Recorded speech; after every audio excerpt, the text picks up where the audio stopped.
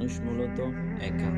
আপনি যতই চেষ্টা করেন না কেন, একাকিত্বকে কখনো ঘুচাতে পারবেন না।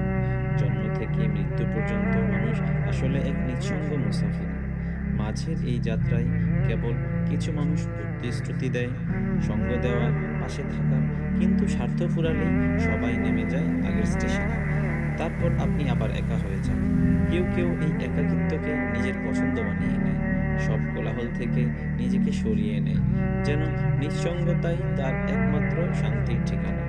আর কেউ কেউ অবহেলায়, অযত্নে একা হয়ে যায়।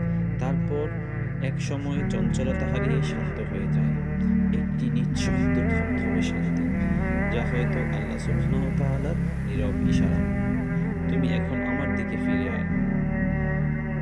আল্লাহ সুবহানাহু ওয়া তাআলা বলেন, আমি তোমার গলায় তোমার ধমনীর চেয়েও নিকটে। মানুষ মূলত একা। এই সত্য বুঝতে পুরো জীবন কেটে যায়।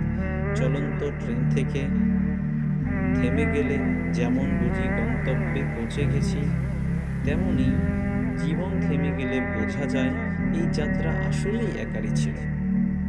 আল্লাহ সুবহানাহু ওয়া তাআলা বলেন, আর প্রত্যেক ব্যক্তি কিয়ামতের দিন তার কাছে একাকী আসবে। চা পান, আড্ডা, হাসি ঠাট্টা সবই একসময় থেমে যায়। সেই স্টেশনে কেউ সঙ্গে থাকে না, শুধু থাকে সেই রব, যিনি শুরু থেকে শেষ পর্যন্ত কখনোই আপনাকে ছেড়ে কোথাও যাননি।